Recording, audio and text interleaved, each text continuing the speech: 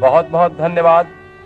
आइए हम कुछ क्षण खड़े रहें और अपने सिरों को प्रार्थना में झुकाएं। अब जबकि हम अपने सिरों और हृदय को उसके सामने झुकाए हुए हैं, किसी के पास कोई निवेदन है तो वे लोग अपने हाथ उठाकर प्रभु को बताएं और फिर अपना निवेदन मन में ही प्रभु के सामने रखें जबकि हम प्रार्थना करते हैं। हे स्वर्गीय पिता, आज रात हम इस अवसर को पाकर बहुत खुश हैं कि एक बार फिर से आपके पास आए हैं और हमारे पास ये आश्वासन है कि जो कुछ हम मांगते हैं वो हमें मिलता है, यदि हम ये विश्वास करें कि जो कुछ हमने मांगा है वो हमें मिल गया है। और अब प्रभु हमारे अविश्वास का उपाय कर कि आज रात हम जो मांग रहे हैं उन्हें पाने के योग्य बन सके। उनके हाथों के साथ ही मैंने भी अपने हाथ ऊपर उठाए हैं। पिता, हम प्रार्थना करते हैं कि आप तो हमारी जरूरतों को जानते हैं और आप हमारी सबकी विनती आज रात सुने और स्वीकार करें। हम आज की इस निराशाजनक समय में और ऐसे बुरे समय में जिसमें दुनिया आज है, हम प्रार्थना करते हैं कि आप हमें प्रोत्साहित करें। प्रभु, हमें आपकी अति पवित्र सहायता की आवश्यकता है।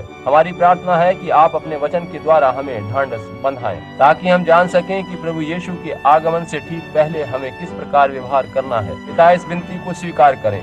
हम इसे यीशु के नाम में मांगते हैं, आमीन। आप कृपया बैठ जाइए। आज रात फिर से यहाँ आकर मुझे खुशी हुई है और इसलिए भी खुशी है कि एक बार फिर अति अनुग्रहकारी प्रभु के बारे में हम फिर से बात कर सकते हैं। आज फिर से इस लेंटेक में आना अच्छा लग रहा है। मैं यहाँ कितनी ही बार आया हूँ और यहाँ आना मानो घर आने के समान है। मैं देख रहा हूँ कि यहाँ बहुत से वस्त्र प्रार्थना के लिए रखे हैं। पिछली रात हमने अपनी नियमित चंगाई सेवा बंद कर दी थी और कार्ड आदि जमा करा लिए थे क्योंकि 2 सभाओं के कारण आप लोग काफी थक गए थे। आज रात हम इन वस्त्रों पर निश्चित रूप से प्रार्थना करेंगे और भरोसा करता हूं कि प्रभु आप में से प्रत्येक को वह विश्वास देगा जिसके द्वारा आप मांगी गई विनती के अनुसार फल ग्रहण कर सकेंगे। कल की सभा में भाई मेल जॉनसन नहीं होंगे और उनका सुंदर गाना भी नहीं होगा। मैं उनकी मधुर आवाज की प्रशंसा करता हूँ जो प्रभु ने उन्हें दी है। और अब यदि कल आप आ रहे हैं, मैं आराधनालय से कह रहा हूँ, जेफरसन विले से मेरे कुछ मित्र यहाँ आ रहे हैं।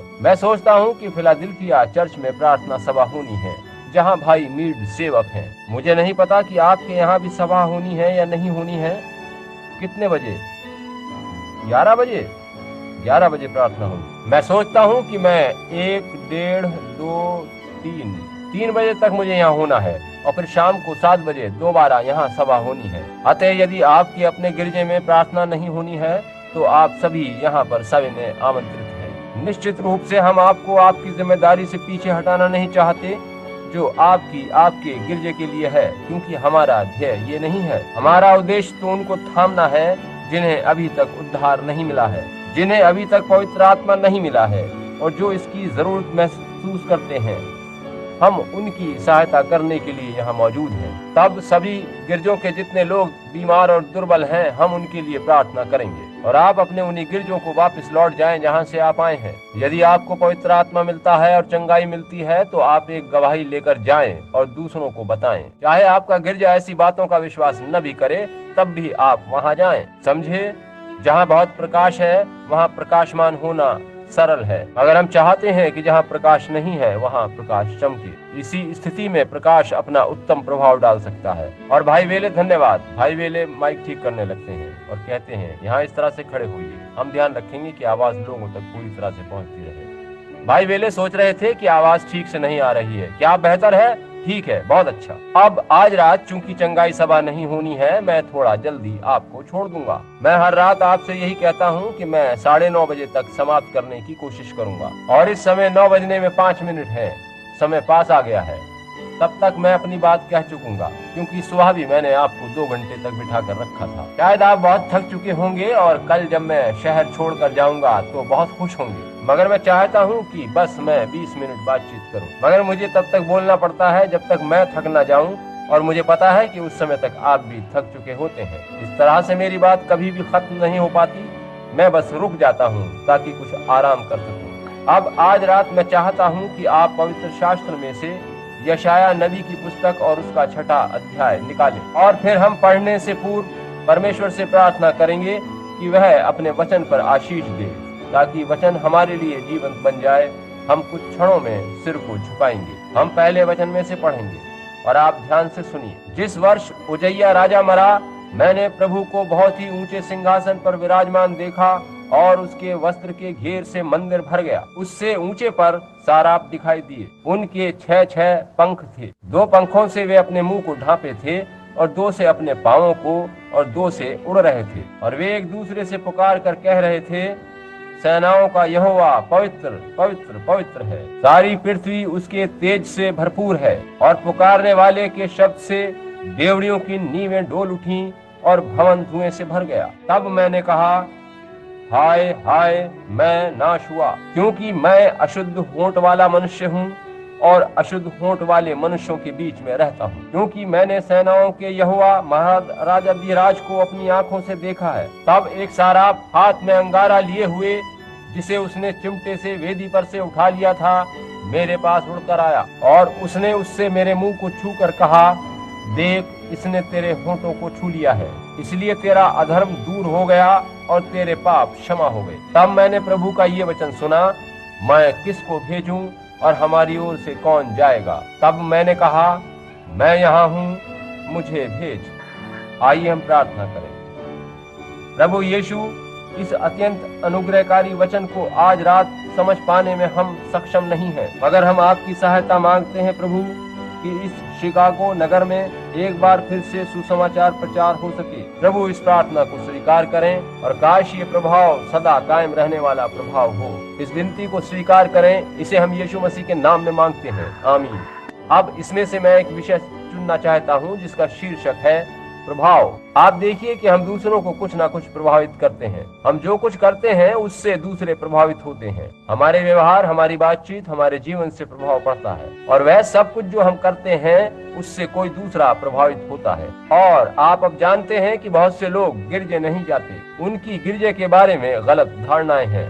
वे सोचते हैं कि वहाँ गिरजे में जाने वाली स्त्रियां जादूगरनी हैं और पुरुष काले पट्टे लटकाए शैतान है, और उन्होंने गिरजे में जाने वालों के प्रति गलत राय कायम कर ली है। मगर मैं आपको बताता हूँ कि वे क्या करते हैं। वे आपके जीवन को देखते हैं कि आप क्या कर रहे हैं। मैं सोचता हूँ कि पौलुस ने ये कहा था, हम परमेश्वर की लिखित पत्रियां हैं जिन्हें लोग पढ़ते हैं। जब आप सड़क पर होते हैं या काम पर होते हैं या जहाँ कहीं भी होते हैं, कोई आपको देख रहा होता है। और विशेष रूप से जब आप इस बात का इकरार कर चुकते हैं कि आप मसीही हैं, तो वे आपको और अधिक ध्यान से देखेंगे और उससे आपके चारों ओर रहने वाले लोग प्रभावित होते हैं। हमें ये देखना चाहिए कि हम क्या कर रहे हैं, क्योंकि यदि हम गलत प्रभाव छोड़ते हैं तो हम निंदनीय हैं। हम पर इतना ही नहीं, वरन मसीहत पर हम कलंक लगाते हैं, जिसका हम दावा करते हैं। हम मसीह पर कलंक लगाते हैं। और अगर हम सोच लें तो कोई भी जन मसीह को कभी भी कलंकित करना नहीं चाहेगा, मगर गलत समय पर गलत व्यवहार उस व्यक्ति पर गलत छाप छोड़ता है जो आपको देख रहा है। जब आप मसीही कहलाने लगते हैं तो हर कोई आपको देखता है। आज रात हम जिस विषय पर बातचीत कर रहे हैं, यानी प्रभाव पर, उसका संबंध पीछे से है। इस संबंध में वास्तविक पाठ यदि आप पढ़ना चाहें तो दूसरा इतिहास 26 अध्याय में है। वहाँ पर इस उजैया राजा का जीवन वृत्तांत दिया गया है। अब देखिए कि उजैया राजा बालकपन में एक चरवाहा था जो भेड़ों को चराता था। वह राजा का पुत्र था, मगर बाहर घूमना उसे भाता था। उसे जंगलों में घूमना बहुत अच्छा लगता था और वो चरवाहा बन गया था। उसे दाख की बारी बहुत पसंद थी और वह उन्हें उगते देखते रहना चाहता था। और इस नवयुवक को बड़े अच्छे वातावरण के प्रभाव में पाला पोसा गया था। उसका पिता अमस्या एक महान व्यक्ति था। जीवन के अंतिम दिनों में वह दूसरे नगरों से कुछ देवता ले आया था और उसका आत्मिक पतन हो गया था। परमेश्वर ने इसी कारण उसे धरती पर से उठा लिया। मगर इस नवयुवक को बड़ा अच्छा प्रभावशाली माहौल मिला था, क्योंकि उसकी माता यरूशलेम नगर की बेटी थी और उसका पिता विश्वासी था। अतः इस बालक को बहुत अच्छे प्रभाव में रखकर पाला पोसा गया था। और एक बच्चे को ऐसे बड़ा करना बहुत अच्छी बात है। और आप जानते हैं क्या, आपके बच्चे वे मुख्य आंखें हैं जो आपको देख रही हैं। जो कुछ आप करते हैं वे देखते हैं, और जो कुछ आप करते हैं बाद में वे उसकी नकल करते हैं, क्योंकि आप जो करते हैं वही उनके लिए उदाहरण बन जाता है। मुझे याद आ रहा है कि अधिक दिन नहीं हुए जब मैं लॉस एंजलिस में फुल गॉस्पेल बिजनेसमैन की सभा में गया था। भाई ओरल रॉबर्ट ने विषय पर कुछ टिप्पणी करी थी और उन्होंने मुझसे कहा कि खड़े हो जाओ और इस बारे में, यानी प्रभाव डालने के बारे में कुछ कहो। मैंने कहा, मुझे एक कहानी याद आ रही है जो मैंने कभी पढ़ी थी, जिसमें क्रिसमस की संध्या पर एक मसीही व्यक्ति अपने अड़ोस पड़ोस में उपहार देने जाता है। जिस किसी भी घर में वो गया उसने शराब पी। वो अगले घर में जाता और वहाँ भी शराब पीता, और जब तक उसने अपने सभी उपहार बांटे और दूसरों के दिए उपहार लिए तो वापस लौटने में उसने सोचा कि मैं उद्यान में से होकर छोटे रास्ते से लौटूं। वहाँ तब तक 5-6 इंच बर्फ गिर चुकी थी और उसने पाया कि वो आड़ा तिरछा डगमगाता चल रहा है और सीधा नहीं चल पा रहा है क्योंकि वह शराब के नशे में था। उसने देखा कि उसके पीछे उसका छोटा 7 वर्षीय पुत्र आ रहा था, जो उसकी तरह से तेज नहीं चल सकने के कारण पीछे पीछे आ रहा था, और वो बालक अपने बड़े बड़े डग भरने की कोशिश करता इधर उधर डगमगाता आ रहा था। अतः वो रुक गया ताकि वह बालक उसके पास आ जाए, और उसने उस बच्चे से पूछा, बेटे तुम इस तरह से क्यों चल रहे हो? उसने कहा, पापा मैं आपके पग चिन्हों पर पांव धर के चलने की कोशिश कर रहा हूँ। अब आप देखिए कि यह एक उदाहरण से कहीं अधिक महत्वपूर्ण बात है, क्योंकि ये सच है कि अपने बच्चों की चाल आप ही निश्चित करते हैं। यदि आज हमारे अमेरिकी लोग हमारे बच्चों के लिए उनके आगे ऐसी मिसालें रख रहे हैं जैसे धूम्रपान करना, स्त्रियों और पुरुषों का शराब पीना, ताश खेलना घरों में और जुआ घर जाना, यदि ऐसा है तो अगली नस्ल वरन आने वाली पीढ़ी में हमारे लोग कैसे होंगे? वे तो नशेड़ी होंगे। और मैं सोचता हूँ कि सारी दुनिया ही लगभग आज ऐसी ही दशा में है। तब यदि ये पीढ़ी, ये नस्ल इस तरह की है तो आगे कैसी पीढ़ी उत्पन्न होगी? तब उसके बाद भी यदि कोई और पीढ़ी आई तो वो कैसी होगी? यदि जैसा चल रहा है वैसा ही चलता रहा तो पूरी मानव जाति सब कुछ समाप्त हो जाएगा, नाश हो जाएगा, क्योंकि हम अपने को मार रहे हैं और दूसरों के लिए उदाहरण सामने रख रहे हैं कि वो भी ऐसा ही करें। आज मसीही लोग भी जो मसीही होने का दावा करते हैं वे धूम्रपान करते, शराब पीते, चोरी करते और बेईमानी कमाते हैं। इसमें जरा भी आश्चर्य नहीं है कि आज मसीहत गिरावट के सबसे निम्न स्तर पर पहुंच चुकी है। यह उस प्रभाव का परिणाम है जो गिरजे के लोगों ने उन लोगों पर डाला है जिन्होंने अभी तक मसीह को नहीं पाया है। मनुष्य आज चाहता है कि बस उसकी गवाही बनी रहे और वो चाहे जैसा जीवन जीता रहे। यही कारण है कि आज पवित्र आत्मा का आप में होना बहुत जरूरी है, क्योंकि वही एक है जो हमारे अंदर जीवन को स्थिर रखता है। तब आप स्वयं नहीं जी रहे होते, तब आपके अंदर मसीह रह रहा होता है। जब आपको पवित्र आत्मा मिल जाता है और यदि आपके जीवन में उसे सर्वोत्तम दर्जा नहीं मिलता तो याद रखें कि आपको पवित्र आत्मा मिला ही नहीं, क्योंकि यदि वो आप में है तो वो स्वयं अपने जीवन को जिएगा। तब आप अपने लिए कुछ नहीं होते, तब आप मृत हैं और आपका जीवन मसीह के द्वारा परमेश्वर में छुपा रहता है तथा पवित्र आत्मा की मोहर आप पर लग चुकी होती है। तब फिर आपके लिए कोई चारा बाकी नहीं रहता कि आप अपने लिए जो आप थे कुछ सोच भी सकें। अब इस नौजवान के बारे में हम पाते हैं कि उसके माँ बाप धार्मिक जन थे और उसे अच्छी शिक्षा मिली। जब वो 16 वर्ष का ही था तो उसके पिता की मृत्यु हो गई और लोगों ने उसे राजा बना दिया, और वह उस शक्तिशाली सिंहासन पर जब बैठाया गया तो मात्र 16 वर्ष का था। और यदि आप उसका जीवन वृत्तांत पढ़ें तो पाएंगे कि वह अपने राज्य की राजनीति से बिल्कुल प्रभावित नहीं था। वह उस राय को नहीं मानता था जिसे सभी लोग मानते थे। पवित्र शास्त्र बताता है कि वह परमेश्वर की इच्छा जानकर ही कदम उठाता था। यही कारण था कि वह इस नवयुवक नबी यशायाह के लिए एक बड़ा उदाहरण बन गया था। राजा उजैया के समय में ही ये जवान नबी यशायाह रहता था। चूंकि दोनों ही नवयुवक थे, वो राजा और वो नबी, अतः वे दोनों घनिष्ठ मित्र बन गए। यशायाह उसी के महल में रहता था और वह राजा की बाहों की ओर झुका बैठा करता था। और हम पाते हैं कि इस नवयुवक राजा का यशायाह पर काफी प्रभाव पड़ा था। वह यशायाह के लिए हीरो बन गया था, क्योंकि वह लोगों में कुछ भी मतभेद नहीं रखता था और उसने कभी भी किसी बात को अपने ऊपर हावी नहीं होने दिया कि वह उसे पथ से इधर उधर कर सके। वह परमेश्वर और केवल परमेश्वर ही की सेवा करने के लिए दृढ़ निश्चयी था, और वह एक भला और अच्छा व्यक्ति था जिसे अपना आदर्श बनाया जा सकता था। हम पाते हैं कि उसने मूर्ति पूजकों से कभी भी कोई समझौता नहीं किया जब वो चाहते थे, क्योंकि उन्होंने देखा कि उसने अपना राज्य कितना बड़ा कर लिया है और परमेश्वर उसके साथ था और उसे आशीषें दे रहा था। परमेश्वर हर उस व्यक्ति को आशीष देगा जो उसके वचन में बना रहेगा। बात यह है कि परमेश्वर हर उस मनुष्य को आशीष देने के लिए बाध्य होता है जो उसके वचनों में बना रहता है। अब हम देखते हैं कि यशायाह को वास्तव में यह राजा बहुत पसंद आया था और राजा का राज्य फैलता गया। मैं सोचता हूँ कि उसका राज्य सुलेमान के बाद दूसरे नंबर पर था, क्योंकि उसका प्रभाव मिस्र तक पहुंच गया था। नौजवान यशायाह के लिए एक ऐसे मनुष्य को देखना बड़े प्रोत्साहन की बात थी जो परमेश्वर के लिए सभी कुछ करने को तैयार रहता था और राजनीति आदि की परवाह न करते हुए भी वह राजा ठीक वचन में स्थिर बना था। वास्तव में वह यशायाह के लिए एक अच्छा उदाहरण या प्रभाव बन गया था। वह नौजवान चूंकि परमेश्वर के वचनानुसार चल रहा था और वचन के प्रति सच्चा था, इसलिए परमेश्वर ने उसे अति आशीषित किया था। अब हम पाते हैं कि इस राजा ने आज के कितने ही मसीही लोगों की तरह से किया।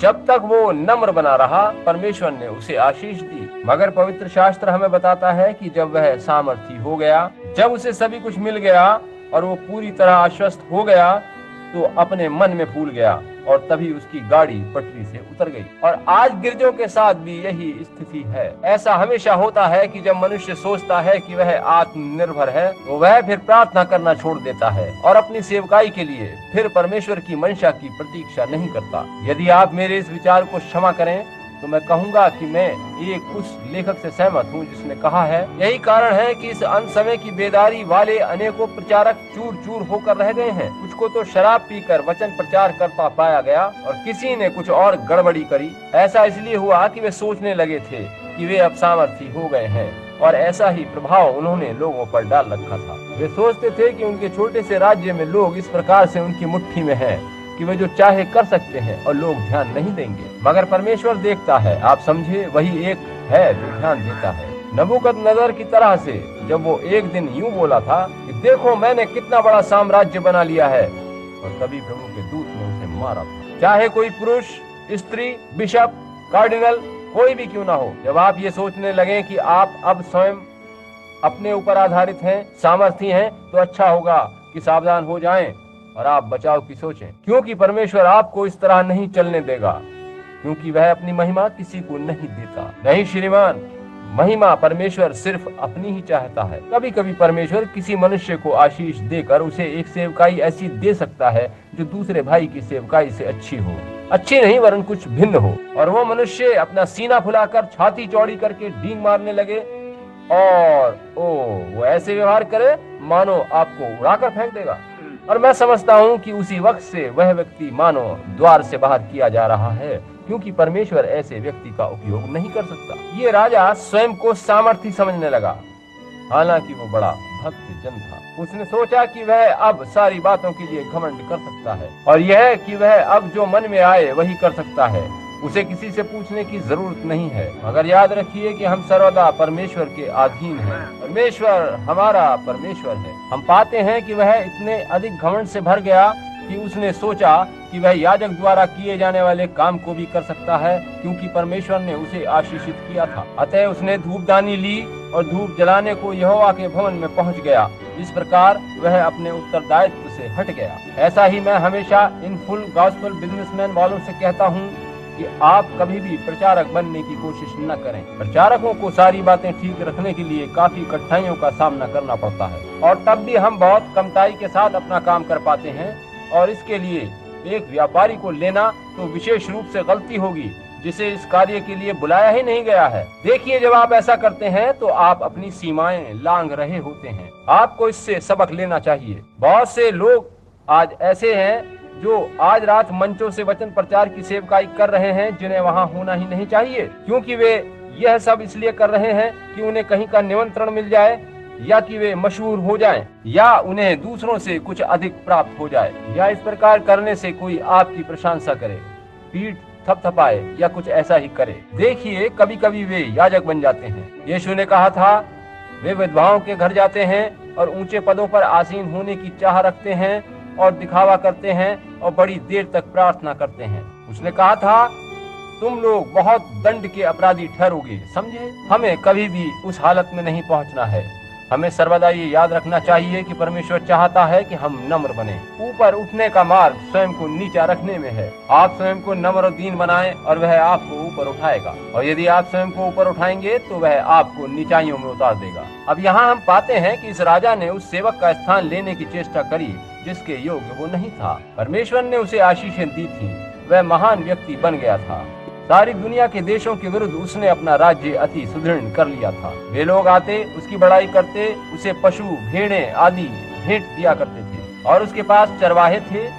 वो सभी कुछ था, दाख की बारियां थी। वह सुख विलास में रह रहा था और तभी वह मन में भूल गया। हम पाते हैं कि एक छोटी कलीसिया तक या स्थानीय गिरजा भी अति नम्र होकर मन की सच्चाई से प्रभु की सेवा कर सकता है, और जब कोई उनकी सहायता कर दे और उनका आकार बड़ा हो जाए और अच्छा बड़ा गिरजा बन जाए, अथवा वह अपने को जरा बेहतर और बड़ा बनाने की चेष्टा करे, तभी उनके लोग अपनी तरक्की पर सीना चौड़ा करके चलने लगते हैं। हमें याद रखना चाहिए कि यह बात एकदम गलत है। परमेश्वर ने इजराइल से कहा था, जब मैंने तुम्हें वहाँ खेतों में देखा था तब तुम उस स्थिति में भी सरगर्म थे। जब मैंने तुम्हें भोजन दिया, तुम्हारे सारे कष्टों को दूर किया, तब तुम गुनगुने बन गए। तब उसने परमेश्वर से मुंह मोड़ लिया था और वह वेश्याओं की तरह से व्यवहार करके सारे लोगों को कहने लगी थी कि आओ मुझे देखो। और हम पाते हैं कि खुदा उनकी इस हरकत से जरा भी खुश नहीं था। इजराइल का ये बड़ा सामर्थी राजा था और इसने भी स्वयं को उस जगह खड़ा करना चाहा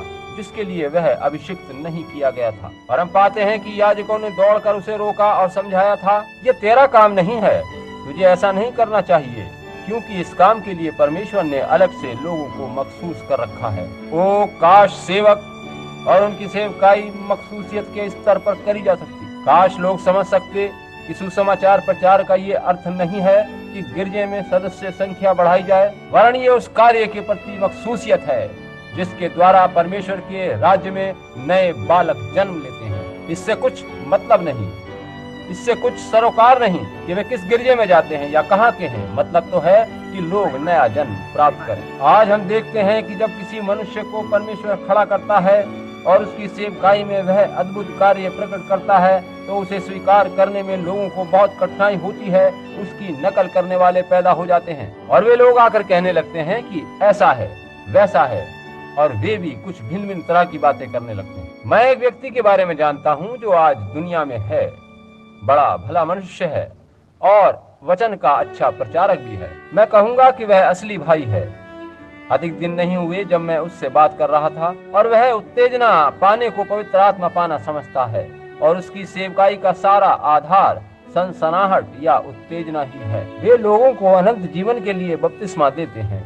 उनकी मान्यता है कि ऐसे लोग नहीं मरेंगे। मुझे डर है कि वे इस मान्यता के साथ ऐसी शाखा पर बैठे हैं जहाँ से उतरना उनके लिए कभी भी संभव नहीं होगा, मगर ये बात गलत है। वचन बताता है कि मनुष्य जो स्त्री से उत्पन्न होता है वे थोड़े दिन का और दुख से भरा होता है, और जीवित रहने के लिए मर जाना जरूरी है। और हमें मालूम है कि परमेश्वर ने मनुष्य के लिए यह निश्चित किया कि वह मरे और फिर उसका न्याय किया जाए। हम जानते हैं कि हमें मरना जरूरी है। मैं तो इस पुराने बूढ़े गंदे घर में कभी भी नहीं रहना चाहूँगा जिसमें रह रहा हूँ, क्योंकि यह तो सभी प्रकार की बीमारियों को पकड़ लेता है। मैं तो वैसा चाहता हूँ जो हाथों का बनाया हुआ न हो और परमेश्वर के स्वरूप में हो, जो इस वर्तमान डेरे की तरह दोगली जाति का न हो। मैं तो वो चाहता हूँ जो परमेश्वर के हाथों का बनाया गया हो और रोग और दुर्बलता और मृत्यु उस पर प्रभावी ना हो। अब देखिए कि जब भी परमेश्वर मुझे वापस बुलाना चाहे, उसके अनुग्रह से मैं हर समय तैयार हूँ। मैं विश्वास करता हूँ कि जब धरती का ये डेरा सरी का शरीर गिरा दिया जाएगा तो हमें एक और डेरा मिलेगा जो स्वर्ग पर हमारी प्रतीक्षा कर रहा है, जिसमें हम प्रवेश करेंगे और मृत्यु का उस पर कुछ प्रभाव नहीं पड़ेगा। मैं तो इस वर्तमान डेरे में रहना नहीं चाहता। आप इसमें किस तरह से रहना चाहेंगे? हम इसे छोड़कर जाने वाले हैं और मुझे इस बात की खुशी है। इसमें तो मानव जाति का वह पुराना बंधन यानी मृत्यु है। इसमें दुख, दर्द, पीड़ा है, बुढ़ापा है। ऐसी देह में कौन रहना चाहेगा? मुझे खुशी है कि एक अविनाशी देह मिलने वाली है। हमारे पास एक देह और है जो उसकी महिमा के द्वारा तैयार करी जा रही है, और जो ही इस पुराने खोल का जीवन समाप्त होगा, परमेश्वर का वह अनंत पवित्र आत्मा जो इसमें रहता है वह सीधा ऊपर उस मंदिर में चला जाएगा जहां वह अनंतता में रहेगा। क्या हम ऐसा ही कुछ पाना नहीं चाहते प्रभु? जी हाँ श्रीमान। ओ मैं कितना खुश हूँ कि एक परमेश्वर है जिसने ये सारी बातें हमें सरल करके बताई हैं। हम यहाँ यही पाते हैं कि वे सारी बातें परछाई हैं। हम यहाँ प्रतिछाया के रूप में हैं। मैं यहाँ मंच से लोगों को चलते फिरते देखता हूँ, सड़क पर लोगों को चलते फिरते पाता हूँ। उनमें जीवन तो है, मगर वह असली जीवन नहीं हो सकता, क्योंकि उसमें मृत्यु शामिल है। दाऊद ने कहा था, अगर मैं मौत की वादी से होकर गुजरूं। अब देखिए कि छाया के लिए प्रकाश का होना जरूरी है। वहाँ काफी प्रकाश होना अवश्य है, क्योंकि यदि अंधकार हो तो छाया बन ही नहीं सकती। समझे आप? अंधकार में इतना अधिक प्रकाश होना जरूरी है कि उसकी पत्ती छाया बन सके। अब ये इस पर निर्भर करता है कि आप मूल प्रकाश या छाया में से किसके प्रति आकर्षित होते हैं। एक अच्छे भले आदमी को मैं आज देखता हूँ और कुछ ही वर्षों के बाद उसके बाल सफेद होते और झुकते हुए कान्हों को देखता हूँ। एक सुंदर भक्तिभाव वाली लड़की को देखता हूँ जो परमेश्वर की प्रशंसा कर रही है, और कुछ वर्ष के बाद जब मैं फिर वहाँ जाता हूँ तो पाता हूँ कि उसके 2-3 बच्चे हैं और उसके कांधे झुक गए हैं। बाप रे! इससे तो पता चलता है कि इस देह में मृत्यु शामिल है। चाहे वह कितनी भी सुंदर सुदृढ़ क्यों ना दिखाई दे, उसमें अंदर मृत्यु भरी है। अब मैं देखता हूँ कि आत्मा का झुकाव किस ओर होता है। यदि वह प्रकाश की ओर है, ज्योति की बातें करता है, ज्योति का प्रतिनिधित्व करता है, तो वह प्रकाश के संग। मगर यदि वो दुनिया की चीजों के प्रति झुका है, छाया से जुड़ा है, दुनिया से प्रभावित है, तो वह मृत्यु के बाद दुनिया के अंधकार से निकलकर एक और बाहरी अंधकार में चला जाता है। अतः आप देखें कि हम हैं ही क्या। हमें याद रखना चाहिए कि हम जो भी हैं वह परमेश्वर के अनुग्रह से हैं, और हम में से कोई भी इस बारे में डींग नहीं मार सकता। हम सिर्फ उस प्रभु के सम्मुख भक्ति भाव, प्रेम, नम्रता सहित सिर झुकाकर उसकी भलाई के लिए उसकी प्रशंसा ही कर सकते हैं। और हम पाते हैं कि जब तक यह राजा ऐसा करता रहा, परमेश्वर ने उसको आशीष दी। मगर अब वह ऐसी स्थिति में पहुंच गया कि उसने अपनी बुलाहट को त्याग कर किसी दूसरे के लिए तय करी गई बुलाहट में हस्तक्षेप किया, और उसने सोचा कि परमेश्वर ने उसे आशीषित किया है तो वह वैसा कर सकता है, उसके लिए सब ठीक है। कितने दुख की बात है कि हम ऐसी गलतियां करते हैं। कितनी बुरी बात है। आपको पूरी तरह से ईमानदार और निष्ठावान रहना है। आपको कभी भी कुछ ऐसा नहीं करना चाहिए जब तक परमेश्वर वैसा करने को ना कहे, और जब तक वह उस बात को प्रमाणित व प्रकट ना कर दे और आप जान ना लें कि परमेश्वर ने ऐसा करने के लिए। अक्सर जो लोग परमेश्वर के चुने होते हैं, परमेश्वर पहले उन्हें बड़े संकट में जाने देता है और तब उनमें से अपने योग्य एक जन को उभार कर लाता है। ये ऐसे लोगों की बात नहीं है जो अपनी इच्छा से बहुत कुछ करना चाहते हैं या कुछ ना कुछ करते रहते हैं। यदि इस उतावलेपन में उन्हें कुछ दे दिया जाए तो आप सोच सकते हैं कि वे क्या करेंगे। मगर परमेश्वर तो अपने जन को स्वयं पकड़ लेता है, जैसे उसने मूसा, पौलुस आदि को पकड़ा था। उन्हें उसने नीचे गिरा दिया और फिर उन्हीं के जीवनों के द्वारा महिमा पाई और वे पवित्र आत्मा के कैदी बन गए। अब इस राजा उज्जैया के बारे में हम एक और बात देखते हैं। जब धूप जलाने के लिए अभिषिक्त लोगों ने उसे वैसा करने से रोका, जब उसे रोका गया तो वह क्रोधित हो गया। ओह, ये कितनी शापित बात थी जो उसने करी। जब कोई किसी को ये बताता है कि वह गलती कर रहा है और उसे परमेश्वर के वचन में से दिखा देता है कि वह गलती पर है, तब वह मनुष्य यह सोचकर क्रोधित हो जाता है कि वह जो चाहे कर सकता है और वह वचन को समर्पित नहीं होता। आपने ध्यान दिया कि राजा का क्या हुआ था? जब वो गुस्से की हालत में ही था, उसके माथे पर कोढ़ उभर आया था। उज्जैया के मुंह पर कोढ़ हो गया था और याजकों ने जब ये देखा तो तुरंत उसे मंदिर से बाहर निकाल दिया और वह कोढ़ी होकर मरा। वह महान जीवन जो अच्छी भली प्रकार से शुरू हुआ था, कोढ़ी के रूप में समाप्त हुआ। जिस मनुष्य के जीवन को परमेश्वर ने प्रभावित किया था, उसे जीवन के बाकी बचे समय को अलग एक कोठरी में रहकर बिताना पड़ा। मैं आदर सहित यह कहना चाहूंगा, आज हमारे पास प्रचार क्षेत्र में बहुत से ऐसे लोग हैं, नवयुवक, अधेड़, बूढ़े लोग हैं, जिन्होंने बड़ी अच्छी तरह से सेवकाई का काम शुरू किया था और परमेश्वर को अच्छे फल दिखाए थे। मगर आज हम पाते हैं कि वे शराबी बन गए, स्तर से डिग गए, हमसे दूर दूसरे छोर पर पहुंच गए हैं। उनमें से कुछ तो विश्वास ही से मुकर गए हैं, कुछ धन के लोभी बन गए, कुछ ऐसी स्त्रियों के लालच में फंस गए जो उनकी पत्नियां नहीं थीं और उन्होंने दूसरे विवाह कर लिए। और प्रत्येक गिरजे में इसी प्रकार होता रहा है और गिरजे कलंकित हुए हैं। हम एक दूसरे को बुरा नहीं कह सकते क्योंकि हम और हमारे सारे नामधारी गिरजे गलती पर हैं। हम पाते हैं कि ऐसे मनुष्य थे जो कभी परमेश्वर से बड़े प्रभावित थे, लोगों पर उनका अच्छा असर था, मगर जब वे आत्मसंतुष्ट सामर्थी हुए तो गिर गए। जब आदमी ऐसी स्थिति में पहुंच जाए कि वह परमेश्वर का प्रभाव लोगों पर डाल सके तो उसे निरंतर नम्र बनते चले जाना चाहिए। हम पाते हैं कि यह राजा कलंकित होकर एक कोढ़ी के रूप में मर गया। तब उस नवयुवक नबी के लिए यह एक पाठ बन गया कि वह किसी मनुष्य पर भरोसा न करे वरन परमेश्वर की ओर ही ताकता रहे। उसने उदाहरण के लिए किसी मनुष्य को देखा था जो कि भला मनुष्य था, मगर बाद में उसका पतन हो गया था। आज रात हमारे लिए यह एक सबक है कि चाहे कोई मनुष्य कितना भी भला क्यों न हो, हमें अपनी दृष्टि परमेश्वर पर लगाए रखनी है। चाहे वो मनुष्य पादरी, बिशप, नबी कोई भी क्यों ना हो, वह गलती, कमियों, वरन पाप और मृत्यु से अछूता नहीं है। तो यीशु मसीह है,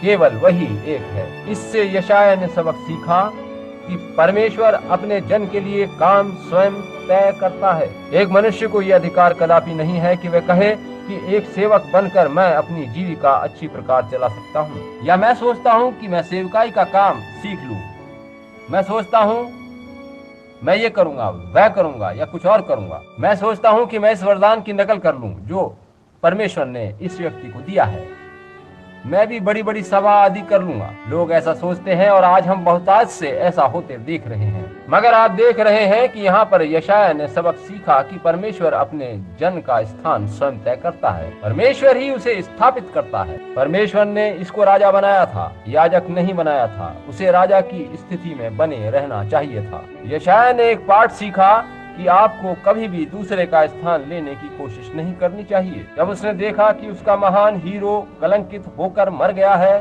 तब यशायाह ने अनुभव किया कि उसकी सारी आशाएं जाती रही हैं और वह लगभग निराश सा होकर एक दिन प्रभु से इस विषय पर बात करने मंदिर में गया, और तभी उसे ये दर्शन मिला। मंदिर में उसने उस परमेश्वर को देखा जिसे देखने की इच्छा उसे सदैव से रही थी। दर्शन में उसने देखा कि परमेश्वर एक ऊंचे सिंहासन पर बैठा है और स्वर्ग में बहुत ऊंचे पर वो है, और उसके वस्त्र के घेर से मंदिर भर गया है। इस दर्शन में उसने देखा कि प्रभु का सिंहासन बहुत ऊंचे पर धरती के सारे राज्यों से ऊपर है। जब वो दर्शन में था तो उसने उस परमेश्वर को देखा जिसकी ओर से सर्वदा देखना चाहिए था। तब हमने देखा कि स्वर्गीय साराप मंदिर में इधर उधर उड़ रहे थे। वास्तव में साराप या सेराफिम्स के लिए इब्रानी भाषा में शब्द है बर्नर्स। धूप जलाना और बलिदान चढ़ाना उन्हीं के द्वारा होता था। ये स्वर्गदूतों से थोड़ा ऊपर स्तर के होते हैं, और जब तक बलिदान उपलब्ध है ये पापियों के लिए मार्ग प्रशस्त करते हैं कि पापी जन बलिवेदी तक जा सके। ये साराप या विशेष रूप से इन बर्नर्स का विशेष काम है कि वे सर्वदा परमेश्वर की उपस्थिति में रहते हैं। वे करूबों की तरह से ही सर्वदा परमेश्वर के सामने रहते हैं। जब इस नबी ने परमेश्वर की आत्मा को अपने अंदर अनुभव किया और आंखें खोली तो यह दर्शन पाया। आप देखिए कि उसे पैदा ही इसी उद्देश्य से किया गया था कि वह जब आंखें खोले तो यह सब देखे। यह सब ऐसा था मानो धरती से उठाकर उसे उसके स्वप्न वाले देश में पहुंचा दिया गया है, और उसने परमेश्वर और उसके सिंहासन को बहुत ऊंचाई पर देखा। और तब उसने मंदिर में देखा कि ये साराप इधर उधर उड़ रहे थे और पुकार रहे थे, पवित्र पवित्र पवित्र प्रभु परमेश्वर पवित्र है, पवित्र पवित्र पवित्र प्रभु परमेश्वर पवित्र है। कैसा बदलाव व कैसा प्रभाव इससे इस नवयुवक नबी के ऊपर पड़ा होगा। उसने देखा था कि अच्छा भला मनुष्य बनने के बाद भी लोग गिर जाते हैं, मगर अब उसने परमेश्वर को और इन सारापों को देख लिया था। और उस विशेष रीत को देखें जिससे ये साराप ढांपे गए थे। 2 पंखों से वे मुंह, 2 से पांव ढांपे थे और 2 से उड़ रहे थे। परमेश्वर पूर्ण रूप से पवित्र है। जरा ध्यान दें कि स्वर्गदूतों तक को प्रभु के सामने रहने पर अपना चेहरा ढांपना पड़ता है। मेरे भाई, मेरी बहन, मुझे आश्चर्य है कि क्या कभी हमने इस बात पर ध्यान दिया है। जब परमेश्वर की उपस्थिति में जाने के लिए पवित्र दूतों को मुंह ढांपना होता है और आदर व भक्ति भाव धारण करना होता है, मगर हम आज देखते हैं कि वे लोग जो स्वयं को मसीही जन कहते हैं, उनके पास परमेश्वर के लिए, उसके वचन, उसके लोगों, प्रभु की सेवकाई, किसी के प्रति जरा भी आदर मान नहीं होता। वे लोग पुनरुत्थान के समय पर कहाँ खड़े पाए जाएंगे। पवित्र शास्त्र कहता है कि धर्मी लोग बड़ी कठिनाई से उद्धार पाते हैं, तो पापी और अधर्मियों का क्या होगा। सारापों को जो स्वर्गदूतों में भी ऊंचे स्तर के हैं और उसकी करुणा के सिंहासन के सामने रहते हैं, जो वेदी पर धूप जलाने की सेवा करते हैं, उन्हें उसकी उपस्थिति में बने रहने के लिए अपना मुंह ढांपना पड़ता है। परमेश्वर वहाँ ऊंचे सिंहासन पर आसीन है और ये कुरूब चारों ओर दिन रात पुकारते रहते हैं, पवित्र पवित्र पवित्र प्रभु परमेश्वर पवित्र है। आप मेरा मतलब समझ रहे हैं? ध्यान दें कि 2 पंखों से उन्होंने अपना मुंह ढांप रखा था। क्यों ऐसा था? हम आज देखते हैं कि लोगों में जरा भी भक्ति भाव नहीं है।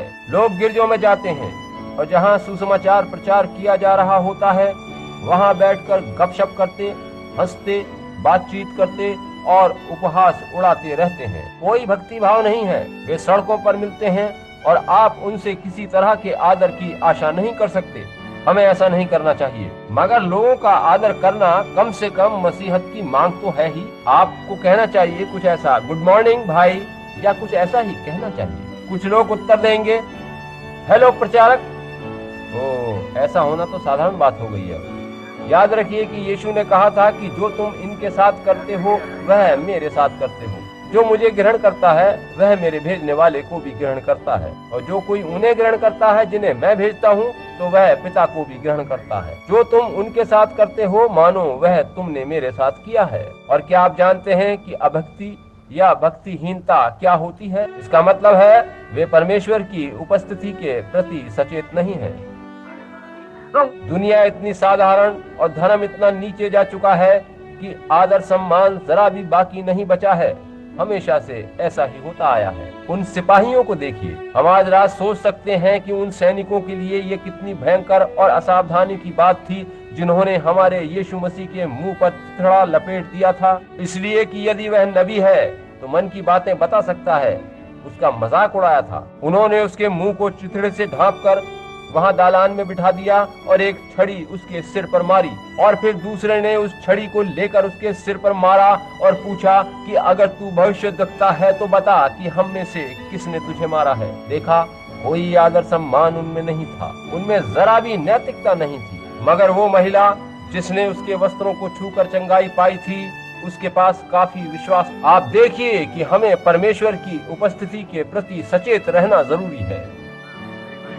ये 5 इंद्रियां जो हमारे पास हैं, यही हमारी छोटी सी दुनिया है, मगर परमेश्वर ने हमें ये इसलिए दी थी कि हम इस धरती पर जीवन बिता सकें। मगर इनके अलावा भी और ज्ञानेंद्रियां हैं जो दूसरे आयामों की हैं। परमेश्वर हमेशा मौजूद रहता है। हम यदि याद रख सकें तो अच्छा हो कि जो परमेश्वर का भय मानता है, परमेश्वर का दूत सर्वदा उसके संग रहता है। आज रात इस भवन में यीशु मसीह मौजूद है। आज रात इस भवन में स्वर्गदूतों की एक बड़ी सेना चारों ओर खड़ी है। आप उन्हें देख नहीं सकते, मगर उनकी मौजूदगी के प्रभाव को अनुभव कर सकते हैं कि वे यहाँ हैं। अगर ऐसा नहीं है तो फिर वचन सही नहीं है, और यदि वचन सही नहीं है तो फिर परमेश्वर सही नहीं। पवित्र शास्त्र कहता है कि परमेश्वर के स्वर्गदूत उनके संग रहते हैं जो उसका भय मानते हैं, वे उन्हें छोड़ते नहीं। वचन कहता है कि जहाँ 2 या 3 मेरे नाम में जमा होंगे, मैं उनके बीच में होऊंगा। ऐसा है तो वो फिर ऐसे आयाम में है जिसमें हम उसे देख नहीं सकते।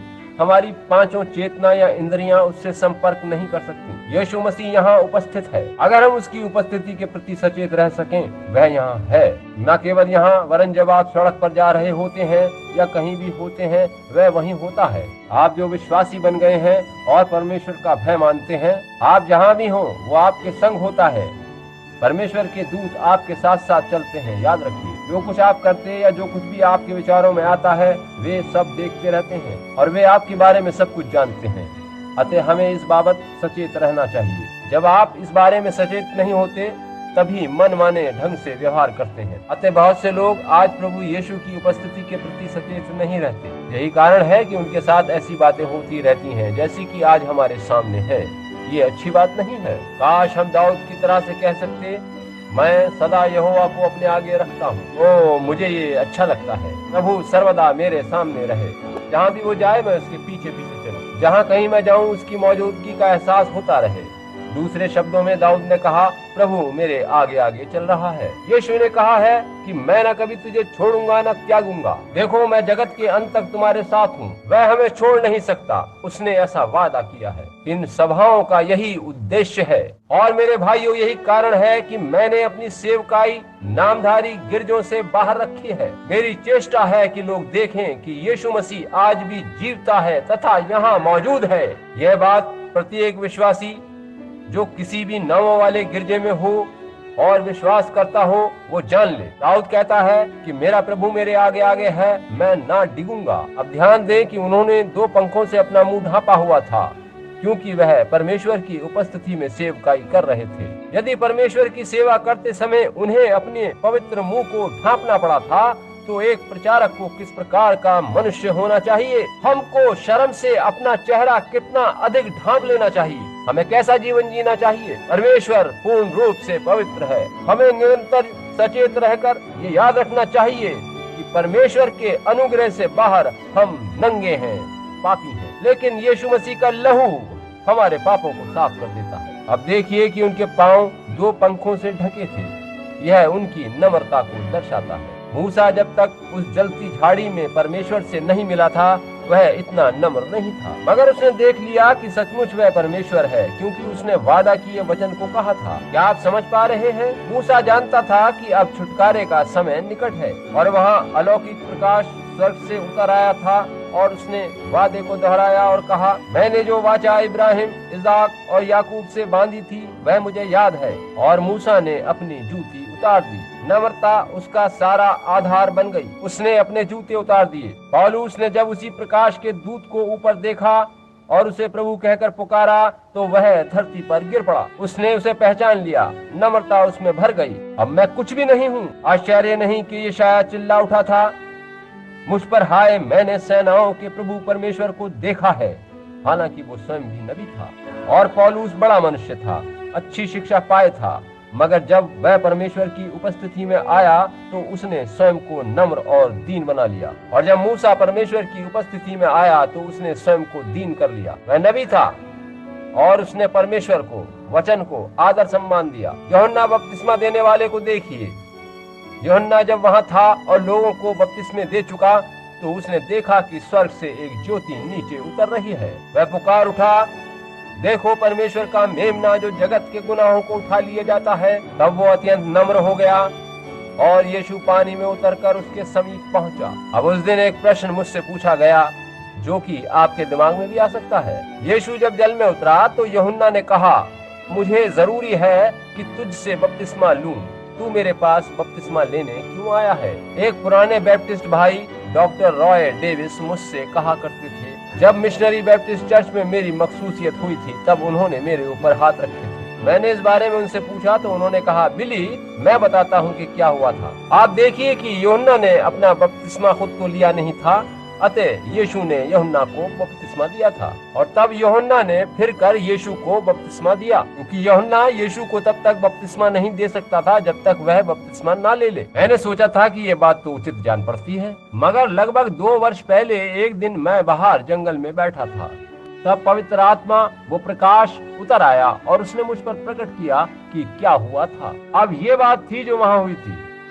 देखिए कि वहाँ 2 अत्यंत महत्वपूर्ण व्यक्ति धरती पर खड़े थे। वहाँ यूहन्ना भविष्यद्वक्ता था और यीशु था जो मसीह था, और दोनों मनुष्य जिनके पास उस समय का सुसमाचार था, जल में एक दूसरे के आमने सामने खड़े हुए उनकी आंखें मिली। यूहन्ना ने नम्रता सहित कहा, मुझे अवश्य है कि तुझसे बपतिस्मा लूं, तू क्यों मेरे पास आया है? अभी तो ऐसा ही होने दे। ये ठीक बात थी, क्योंकि हमें इसी रीति से सब कुछ पूरा करना है। अंग्रेजी में यहाँ बिहोवेत शब्द प्रयोग किया गया है, जिसका अर्थ है हमारे लिए उचित है। हमें इसी रीत से सारी धार्मिकता को पूरा करना जरूरी है। क्यों? क्योंकि यीशु परमेश्वर था और यूहन्ना भविष्यद्वक्ता था।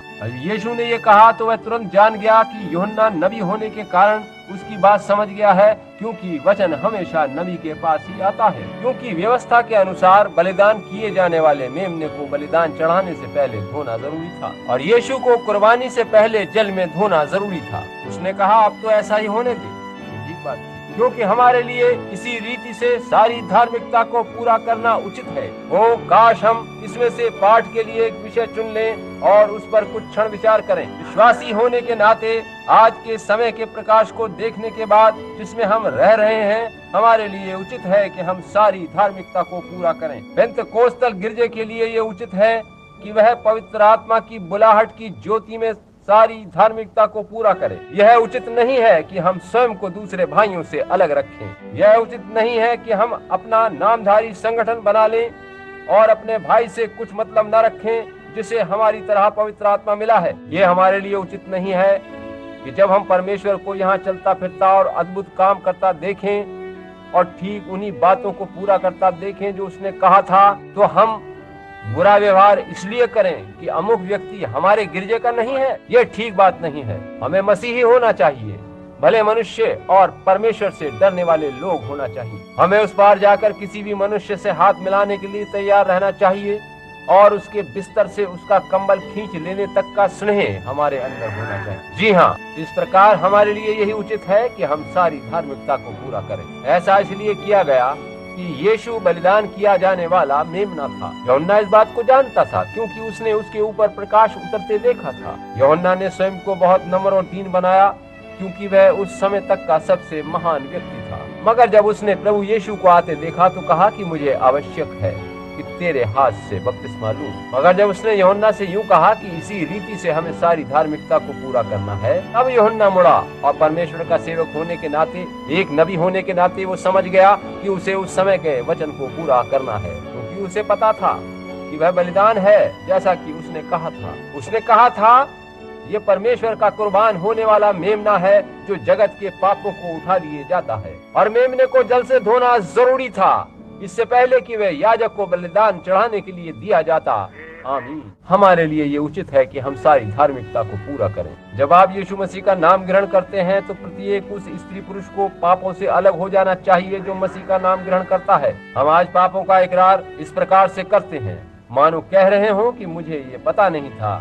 कुछ पहेली सी हम बुझाते हैं। हम बस 2 मिनट की प्रार्थना करते हैं और उठ खड़े होते हैं। कुछ गलती करके हम कहते हैं, हे प्रभु तू जानता है कि मेरा मतलब ये नहीं था, मगर अब मैं ठीक हूँ, हालेलुया, और बस चल देते हैं। नहीं भाई, ये पापों का इकरार करना नहीं है। आपको धार्मिकता धारण कर क्षमा मांगनी चाहिए। आपको उस गलती का इकरार करना चाहिए। आपको उसका सुधार करना चाहिए। आप उस तरह से नहीं कर सकते। यीशु ने कहा है कि जब तू वेदी पर जाए तो याद कर कि तेरे भाई के प्रति तेरे मन में कुछ भेदभाव तो नहीं है। पहले जाकर उससे मेल कर ले और तब अपनी भेंट चढ़ा। देखिए, हमारे लिए यही उचित है कि हम सारी धार्मिकता को पूरा करें। आप महिलाओं, आप जो बाल कटवाती और छोटे वस्त्र पहनती हैं, क्या आप जानती हैं आपके लिए यही उचित है कि आप अपने बाल बढ़ाएं और एक महिला की तरह से व्यवहार करें। आप जो छोटे वस्त्र पहनती हैं उन्हें उतार कर ठीक तरह के वस्त्र पहनिए। आपके लिए यही उचित है कि आप मसीही जन की तरह से व्यवहार करें। ये ठीक बात है क्योंकि पवित्र शास्त्र कहता है कि यह गलत है। एक स्त्री को ऐसा नहीं करना है। और आप पुरुषों जो धूम्रपान करते हैं, यह अनुचित है। और आप लोग जो अपनी पत्नी को ऐसा करने देते हैं और फिर कहते हैं कि आप परमेश्वर के पुत्र हैं, विवाह के समय की वह बड़ी वाचा अब समाप्त हो चुकी है जिसमें प्रेम, आदर व आज्ञाकारिता की बात थी। अमेरिका में स्त्रियों को अपना मार्ग चुनने की स्वतंत्रता है। हर क्षेत्र में उनके लिए मार्ग खुला है। पवित्र शास्त्र बताता है कि ऐसा ही होना है। वे कहते हैं कि देश में महिलाएं सबसे कुशल और सावधान वाहन चालक हैं। ये बात गलत है। मैं और मेरा बेटा देश में चारों तरफ घूमते हैं और हम एक कॉपी रखते हैं। हर बार जब सड़क पर गलती करने पर सीटी की आवाज सुनाई देती है तब हम उसे पुरुष और स्त्री जो भी जैसा करता है उसके खाते में लिख लेते हैं। और देश भर में 300 सीटियों में से 281 स्त्रियों के नाम होती हैं। किस प्रकार से वो ऐसा करने देते हैं? कारण वह रिपोर्ट हैं जो देश में आती हैं। निश्चित रूप से सिपाही उन सुंदर स्त्रियों को गिरफ्तार नहीं करते अगर उन्हें उनके फोन नंबर मिल जाए। वे उन्हें जाने देते हैं और कुछ नहीं कहते। यही वजह है। आप देखें कि ये महिलाओं की दुनिया बन चुकी है। पवित्र शास्त्र बताता है कि ठीक ऐसा ही होगा। अतः मंच से प्रचारक भी ऐसा ही करता है। वह उनके विरुद्ध कुछ भी कहने से डरता है। मगर हमारे लिए यही उचित है कि हम सारी धार्मिकता को पूरा करें। कहीं इस प्रकार से कहा गया है, यहाँ आपको अपना यश और लोकप्रियता नहीं देखनी है। आप प्रेम में, मसीह यीशु में सुसमाचार के दास हैं। आप कर्तव्य से बने हैं, इसी के कैदी हैं और आप उसे छोड़कर और कुछ नहीं कह सकते जो पवित्र आत्मा आपसे कहता और प्रचार करवाता है और जो ठीक है। आप उसके प्रेमवश उसके कैदी बन जाते हैं। तब आप किसी बात की परवाह नहीं करते। आपको सारी धार्मिकता पूरी करनी होती है। एक सेवक भाई को और विशेष रूप से पेंतेकोस्टल भाई को जो कि औरों से अधिक जानता है सब कुछ कहना चाहिए, बजाय इसके कि वह ऐसे ही हालातों को चलते रहने दे। अब यहाँ कुछ समय पहले एक बड़े मशहूर व्यक्ति ने आकर मुझसे कहा था, आप स्त्रियों को कुछ ना कहा करें। उसने कहा, आओ मैं आप पर हाथ रखकर प्रार्थना करना चाहता हूँ कि आप आगे बढ़ते रहें। और बस बीमारों की चंगाई के लिए प्रार्थना किया करें, क्योंकि लोग आपको नबी मानते हैं। मैंने कहा, यह तो मैंने कभी भी नहीं कहा कि मैं नबी हूँ। उन्होंने कहा, मगर लोग आपको नबी मानते हैं। आपको लोगों को ये बताना चाहिए कि वे किस प्रकार से महान आत्मिक वरदानों को प्राप्त कर सकते हैं। मैंने कहा, यही बात तो आज गिरजों के साथ है। उन्होंने कहा, लोगों से उनके बाल कटवाने के बारे में तथा ऐसी वैसी बातों के बारे में कुछ मत कहो। आपको तो उन्हें बड़ी बड़ी आत्मिक बातें सिखानी चाहिए। मैंने कहा, मैं उनको अलजेब्रा कैसे सिखा सकता हूँ जब वे ABC नहीं जानते। यह सच है। आपको कहीं से तो सुधार शुरू करना ही है, अतः एकदम नीचे से ही निर्माण शुरू किया जाए। कभी भी ऊपर से कुछ शुरू मत करिए, क्योंकि आधार खोखला है। भाइयों, आज यही गड़बड़ी है कि लोग इस बात को स्वीकार नहीं करते कि हमारे लिए यही उचित है कि हम सारी धार्मिकता को पूरा करें। अब इन दूतों पर ध्यान दीजिए। यूहन्ना बपतिस्मा देने वाले ने, पौलुस और बाकी लोगों ने जब उस ज्योति को, परमेश्वर की महिमा को देखा तो वे उसके सामने झुक गए। जी हाँ, उन्होंने उसको आदर सम्मान दिया, क्योंकि उन्होंने स्वयं को नम्र और दीन बना लिया था। और इन दूतों ने परमेश्वर की उपस्थिति में रहने के बाद भी अपने मुंह पांव को ढांप रखा था। ओह, अब देखिए, ध्यान दीजिए। अब हम जल्दी करें। बाकी के 2 पंखों से वे काम कर रहे थे, उड़ रहे थे। अब देखिए कि वो परमेश्वर के कैसे अच्छे सेवक हैं। यह इस बात को दिखाता है कि परमेश्वर के सेवक नबी को कैसा होना चाहिए। एक तैयार किया हुआ सेवक कैसा होगा। यशायाह ने धरती पर एक मनुष्य सेवक को देखा था, वह किस प्रकार से गिर गया था, और अब वह इन दूतों को देख रहा था। तब परमेश्वर ने उसे एक सिंहासन और स्वर्ग का राज्य दिखाया। यही वो है जिसकी ओर देखते रहना है। तब उसे दिखाया गया कि उसकी उपस्थिति में रहने वाला सेवक किस प्रकार का होता है, और वहाँ उसने उन सारापों को देखा जो अपना पवित्र मुख और पांव को ढांपे हुए थे, और 2 पंखों से वे अपना काम कर रहे थे। वे भक्ति भाव धारण किए थे और अपने काम में दीन और नम्र थे। आमीन। अगर एक तैयार किए गए सेवक को ऐसा ही नहीं होना चाहिए तो फिर मुझे नहीं पता। धार्मिक, नम्र, काम के प्रति दीन होना चाहिए। ओह, मैं आपको बताता हूँ, महिला की तरह जो यीशु को कुएं पर मिली थी, जिसने जब उसे पहचान लिया कि वह मनुष्य जो बोल रहा है वही परमेश्वर की ओर से भेजा हुआ उपहार है, मसीहा है, तो फिर वह तुरंत क्रियाशील हो गई। वह अपना पानी का बर्तन भूलकर शहर को दौड़कर गई और कहने लगी, आओ और एक मनुष्य को देखो जिसने मेरे बारे में सभी कुछ बता दिया है। कहीं यह मसीह तो नहीं है? ओह, वो एकदम से कैसी हरकत में आ गई थी। पतरस ने जब यीशु के वचन को सुना जो उस रात उसने उससे कहे थे, वह कश्ती में दूरी पर था। जब पतरस ने उसकी बात सुनी, क्या आपने इस पर ध्यान दिया है? और उसने जाल नदी में डाला और वह मछलियों से भर गया। तुरंत पतरस ने जाल फेंक दिया और वह हरकत में आ गया, और तुरंत वो प्रभु के चरणों में गिर पड़ा और बोला, प्रभु तू मेरे पास से चला जा, मैं तो पापी मनुष्य हूँ। ऐसा ही यशायाह ने कहा था कि मुझ पर हाय, मैंने प्रभु परमेश्वर को देखा है और मैं तो अशुद्ध होठ वाला मनुष्य हूँ। क्या आप नहीं देख रहे कि परमेश्वर की उपस्थिति वास्तविक विश्वासी पर क्या प्रभाव डालती है? हम तो पापों को स्वीकार तक करना नहीं चाहते। हम बस इतना कहते हैं, हम पेंतिकोस्tal हैं, हम बैप्टिस्ट हैं, हम प्रेस्बिटेरियन हैं, और सब चलता रहता है। मगर एक वास्तविक, सच्चा और परमेश्वर का बुलाया गया सेवक स्वयं को उसकी उपस्थिति में नम्र और दीन बना लेता है। वह वचन की आलोचना नहीं करता। देखिए कि यीशु की आलोचना किन लोगों ने करी थी। फरीसी लोगों ने, उनके पंथ ने, इन्होंने ही केवल उसकी आलोचना करी थी। मगर वो मनुष्य जो वास्तव में उसका सेवक बनना चाहता था, उसने स्वयं को दीन और नम्र बनाया और हरकत में आ गया। यीशु ने कहा था, तुम मेरे पीछे आओ, मैं तुम्हें मनुष्यों का पकड़ने वाला बना दूंगा। जब पतरस ने देखा कि सच में वह तो परमेश्वर है, तो वह हरकत में आ गया। पवित्र शास्त्र बताता है कि उस अंधे मनुष्य ने जिसे चंगाई मिली थी, उसने यीशु का यश देश में चारों ओर फैला दिया था। जब उसने देखा कि परमेश्वर का प्रतिनिधि धरती पर है जो एक अंधे को ज्योति दे सकता है, तो वह परमेश्वर की महिमा करने लगा और सब जगह जाकर उसकी गवाही दी। और फरीसियों ने उसे पकड़ लिया, मगर उसको क्या अंतर पड़ने वाला था? जैसा मैंने आज सुबह बताया था कि उसने कहा, मैं धर्मशास्त्र के बारे में आप लोगों से तर्क नहीं कर सकता, ना ही उसे समझा सकता हूँ, मगर मैं एक बात जानता हूँ कि पहले मैं अंधा था, अब मैं देखता हूँ। वो हरकत में आ गया था क्योंकि उसने यीशु का यश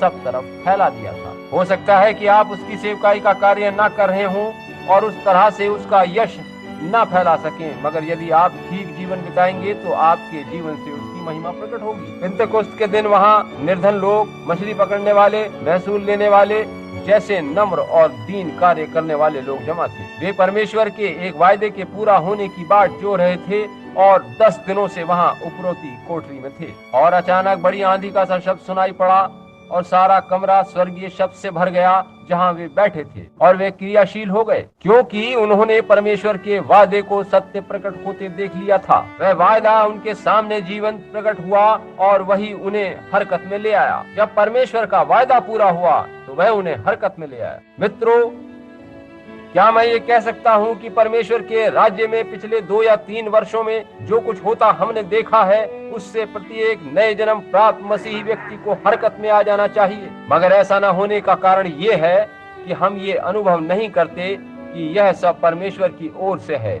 उसके प्रति हमारे अंदर जरा भी आदर भाव नहीं है। हम बस जरा से उत्सुक होना चाहते हैं, छोटी छोटी बातें होते देखना चाहते हैं, जरा सी हलचल चाहते हैं। हमें अच्छा लगता है, हम ऐसी बातें देखना और करना चाहते हैं। मगर जब हम पूरे हृदय से इस पर विश्वास करेंगे व इन बातों को आदर देंगे, तभी हम हरकत में आ पाएंगे। जब उस दिन वह स्वर्गदूत मरियम से मिला था, जब वह उस प्रात कुएं की ओर जा रही थी और उसने उससे कहा था कि तू बिना किसी पुरुष को जाने एक पुत्र जनेगी, तो इस बात ने तुरंत उसे क्रियाशील बना दिया था। वह एकदम से हरकत में आ गई थी और कहने लगी थी कि वह बिना किसी पुरुष को जाने एक पुत्र जनेगी। उसने परवाह नहीं करी कि लोग क्या कहेंगे। उसकी भेंट वास्तव में परमेश्वर के दूत से हुई थी और वही उसे हरकत में लाया था। वह सचेत थी कि पवित्र आत्मा का साया उस पर है और गर्भ में एक बालक की रचना कर रहा है। ओ काश हम इस बात को मान सकें कि पवित्र आत्मा हमारे ऊपर है और हमारे अंदर विश्वास को उत्पन्न कर रहा है।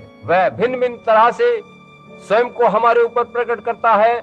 बहुत से वरदानों से वो हमारे अंदर विश्वास पैदा कर रहा है कि दुल्हन को उठाए जाने का विश्वास मिल सके। इससे हमें हरकत में आ जाना चाहिए। मगर जैसा वो चाहता है, मुझे संदेह है कि हम उतने भक्ति भाव व नम्रता को धारण नहीं कर रहे हैं। आग का वो सतून जो प्रकट किया गया है, जो जीवन दिखाई दिया है, उससे इस अंत समय में सारी कलीसिया को हरकत में आ जाना चाहिए। उसके आने का चिन्ह बता रहा है कि वो द्वार पर है। इज़राइल अपने देश में पहुंच चुका है। यीशु ने कहा था कि जब अंजीर के पेड़ में पत्ते निकलने लगे तो ये जाति जाति न रहेगी, कि सारी बातें पूरी हो जाएंगी। जब इस्राएल वापस अपने घर में देश में पहुंच जाएगा, तब ये पीढ़ी मसीह की आमद को देखेगी। उस दिन फिलिस्तीन के एक रब्बी से मुझे ये पता लगा, जो कि चौंकाने वाली बात है। इस वर्ष वहाँ फिलिस्तीन में एक ऐसी दाखलता उगते दिखाई दी है जिसे सैकड़ों वर्षों में भी नहीं देखा गया है। और यहूदी लोगों का कहना है कि जब वह दाखलता फिर से उगती दिखाई दे तो समझ लो कि मसीहा रास्ते में है। वे बुद्धिमान ज्योतिषी जो बाबुल से वहां पहुंचे थे, वे सितारों का अध्ययन किया करते थे। और जब वो अध्ययन कर रहे थे तो उन्होंने पाया कि 3 सितारे एक कतार में हैं। हाम, शेम और यापेत वाले तारे जिनमें इनका जन्म हुआ था, वे एक कतार में आ गए थे। और उन विश्वासी वैज्ञानिकों ने उन तारों का अध्ययन किया कि वे किस दिशा में चल रहे हैं। और जब उन्होंने देखा कि वे तारे यरूशलेम के ऊपर एक कतार में चल रहे हैं, यदि वे मजूसी बाबुल में होते तो यरूशलेम की ओर देखने के लिए वे ठीक पश्चिम की ओर देखते। जब उन्होंने उन तारों को एक कतार में यरूशलेम के ऊपर देखा तो वे जान गए कि मसीहा धरती पर आ गया है। महिमा हो। देख रहे हैं कि इज़राइल अपने देश में है और पवित्र आत्मा गिरजों पर उंडेला जा रहा है। जब गिरजों के विश्व धार्मिक संगठन की खबरें मिल रही हैं, रोमन कैथोलिक और प्रोटेस्टेंट नामधारी गिरजे आपस में गठबंधन कर रहे हैं, तो मसीहा अपनी दुल्हन को लेने के लिए आ रहा है। और परमेश्वर हमारे मध्य अपने वरदानों को भेजकर हमारे भीतर ऐसा विश्वास उत्पन्न करने की चेष्टा कर रहा है जिससे हम यहाँ से बाहर निकलकर एक दिन स्वर्ग में उठाए जा सके, बीमारों को चंगाई दे सके, अंधों की आंखें खोल सके और मुर्दों को जीवित कर सके। स्वर्ग में बड़े बड़े ऊपर चिन्ह दिखाए जा रहे हैं। स्वर्गदूत झुंड के रूप में आ रहे हैं, जिसके बारे में महीनों पूर्व भविष्यवाणी कर दी गई थी।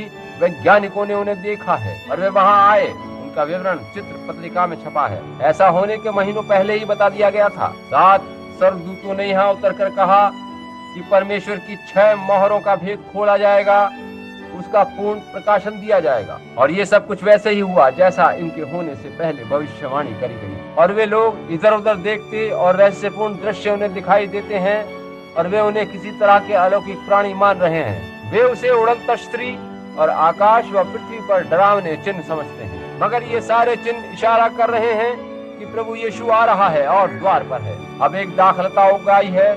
इजराइल का अपना देश फिर से बन चुका है, उसका अपना देश और अपना झंडा है। दाऊद का वो 6 कोने वाला दुनिया का सबसे पुराना ध्वज फिर से लहरा रहा है और ऐसा लगभग 2500 वर्षों में पहली बार हुआ था। उनकी अपनी सेना है, अपनी मुद्रा है। वे संयुक्त राज्य संघ के सदस्य हैं। पिछले 2500 वर्षों में पहली बार वो एक देश बना है। और जब वे वहाँ जमा हो रहे थे, उस समय का एक चित्र में टेप मेरे पास है, जिसे हम 3 minutes till midnight कहकर पुकारते हैं। और वे लोग जो उन्हें वहाँ इजरायली देश में ला रहे थे, उन्होंने उन बूढ़े यहूदियों से पूछा जिन्हें वे अपनी पीठ पर लाद कर ला रहे थे, क्या तुम यहाँ अपने पैतृक देश में मरने के लिए लाए गए हो? नहीं, हम मसीहा को देखने आए हैं। आमीन। जब आप इस प्रकार के सवालों को पूछे जाते देखते हैं, तो जानिए कि वे परमेश्वर के कैलेंडर के हिस्से हैं, जो ये बताते हैं कि मसीहा आने वाला है। हे प्रभु, हमें नम्र बनना चाहिए, हमें भक्ति भाव निष्ठा धारण करनी चाहिए। हमको कितनी कोशिश करनी चाहिए कि हम भटकी हुई आत्माओं को बचा सकें, बिखरे हुए बीजों को इधर उधर से जमा कर सकें, और जो भी इस बारे में हम कर सकें हम करें। मगर ऐसा करने के बजाय हम यही कहते हैं कि परमेश्वर की महिमा होवे। मुझे आज रात कहीं जाने का बोझ नहीं मिल रहा है। मैं सोचता हूँ कि घर पर रहकर आज मैं प्रार्थना सभा के प्रसारण को देखूंगा। यह सोती हुई लादूकिया की कलीसिया का काल है, वह धनी है। अरे बाप, हमारा यही हाल है। इससे हमें हरकत में आ जाना चाहिए। हमने यशायाह नबी की तरह से इन नामधारी गिरजों में स्वयं को ऊंचा समझते, प्रशंसनीय बातें बनाते लोगों को देख लिया है। हम ठीक यशायाह की तरह जो उसने देखा था, आज इन गिरजों में होते देख रहे हैं। उसने एक मनुष्य को देखा था जो कि परमेश्वर से आशीषित था, मगर इस पर भी वह घमंडी बन गया था और उसे परमेश्वर ने कोड़ से मारा था। अपने आप में घमंड करते इन नामधारी गिरजों में हम यही देख रहे हैं। वे कहते हैं हम सबसे बड़े हैं, हमारे पास दूसरों से अधिक सदस्य हैं, अपने में फूले हुए हैं। देखा, अविश्वास का कोड़ उन्हें मार रहा है और वे बाहर कर दिए गए हैं।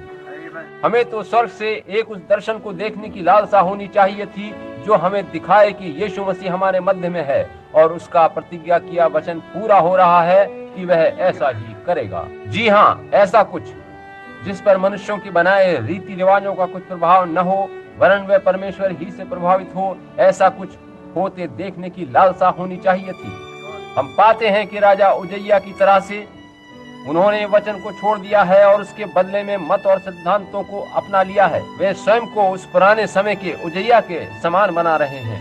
वे परमेश्वर के सत्य वचन का इनकार करके गुपचुप रीति से अभिषिक्त किए गए कार्यालय का काम स्वयं करने की चेष्टा कर रहे हैं। जिस प्रकार से धूपदान लेकर उस काम को उजैया कर नहीं पाया था, वे भी बस उससे अधिक कुछ नहीं कर सकते। एक मनुष्य जो मसीही जन होने का दावा करता है और वचन का इनकार करता है, वह उजैया की तरह से है जो अपनी हैसियत से बाहर जाकर मानो हाथ में उजैया की तरह धूपदान लिए है। एक मनुष्य जो यीशु मसीह और पवित्र आत्मा के नाम में बपतिस्मा लेने का दावा करता है और परमेश्वर से आशीषित है, वह खड़ा होकर पवित्र शास्त्र की सच्चाई का इनकार करता है और एक मत या सिद्धांत के लिए उस वचन को परे हटा देता है। वह पाप की कोड़ से भरा है और उजैया की तरह से अविश्वास से भरा है। उसे उसके कार्य क्षेत्र से हटा दिया गया था। मगर आप देखिए कि लोग उसको भरे रखना चाहते हैं और बुद्धि लगाकर कहते हैं मैं धर्मशास्त्र में PhD, LLD या वगैरह वगैरह हूँ। वे शिक्षा को वहाँ पवित्र आत्मा की मखसूसियत के बदले स्थापित करते हैं। आप देखिए कि इसी कारण एक मनुष्य पवित्र शास्त्र लेकर और धार्मिक बड़ा संगठन उसमें से कुछ लेकर कुछ हटाकर उसे कुछ इस तरह से लोगों के सामने प्रस्तुत करता है कि वह बात आपको भली लगे। यह बुद्धिमत्ता है। यह इसलिए है कि उसने इस बात का अध्ययन किया है कि वह बाइबल की बातों को किस हिसाब से पेश करे कि वह उनकी अपनी धारणाओं के साथ मेल खाएं। मगर मैं आपको कुछ बताता हूँ, जब परमेश्वर अपने वचन में उतर कर आता है तो वह न केवल उसको एकमत करके दिखाता है, वरन वह उसे जीवन प्रकट करता है और प्रमाणित करता है कि वह सत्य है। वचन की यही सच्चाई है। ऐसा तभी होता है जब परमेश्वर स्वयं अपने बारे में कहता है। उस दर्शन का यशायाह नबी पर बहुत प्रभाव पड़ा, वह बहुत प्रभावित हुआ। अब याद रखिए कि वह एक मनुष्य को आदर्श बनाए हुए था, मगर जब उसने कुछ वास्तविक देखा, उसने एक मनुष्य का पवित्र जीवन देखा था। उसने उसे असफल होते और कोढ़ी होकर मरते देखा था। यही सब कुछ आप अपने नामधारी गिरजों में होता देख रहे हैं। आप देख रहे हैं कि वे सभी लोग कहाँ चले जाएंगे। अब ये बड़ा विश्व धार्मिक गिरजा संघ बन चुका है। यदि कोई गिरजा इसमें शामिल नहीं होता है तो आपात स्थिति में उस गिरजे को गिरजा ही नहीं माना जाएगा, और कोई भी सेवक किसी भी व्यक्ति को धार्मिक शिक्षा नहीं दे पाएगा यदि वह उस विश्व चर्च यानी महासंघ का सदस्य नहीं होगा। ऐसा करने पर उसे मृत्यु दंड दिया जा सकेगा। यदि वह किसी को पवित्र शास्त्र से बाहर की कुछ शिक्षा देगा तो वह उनमें का ही व्यक्ति गिना जाएगा। ऐसा लूथरन गिरजे के नियमों में आज लिखा है। मैं उस लेखक का नाम भूल गया हूँ, मगर ये सच है। आपका गिरजा उपासना स्थल नहीं वरन लोगों को भर सकने का गोदाम बन जाएगा। देखिए कि उस पशु की छाप अभी भी प्रभावी है और हम उसे देख रहे हैं। ओ, ये समय है जब गिरजों को हरकत में आना चाहिए, वास्तव में आना चाहिए। अब उस दर्शन के प्रभाव पर ध्यान दीजिए जो उस नवयुवक भविष्यद्वक्ता के ऊपर पड़ा। उस राजा की असफलता को देखने के बाद उसने देखा कि परमेश्वर उस मनुष्य से क्रोधित हुआ और उसने अपनी करुणा उस पर से हटा ली और उसे कोढ़ी बना दिया। तब वो मंदिर में गया और उसने कहा, प्रभु परमेश्वर, मैं जानता हूँ कि तू ही परमेश्वर है। मैं तेरी ओर न देखकर एक गलत चीज की ओर देख रहा था। और तब परमेश्वर ने उसे दर्शन दिखाया, और न केवल दर्शन दिखाया वरन उसे जीवन प्रकट भी किया, क्योंकि वहाँ उसके मध्य में साराप चारों ओर उड़ रहे थे और उनके शब्द से वो मंदिर गूंज रहा था जब वे पवित्र पवित्र पुकार रहे थे। तब देखिए कि उसने कुछ वास्तविक देखा, और वो स्वयं एक नबी था। नबी के पास ही सर्वदा परमेश्वर का वचन आता है, मगर कभी भी वह उसकी आत्मा तक नहीं पहुंच पाया।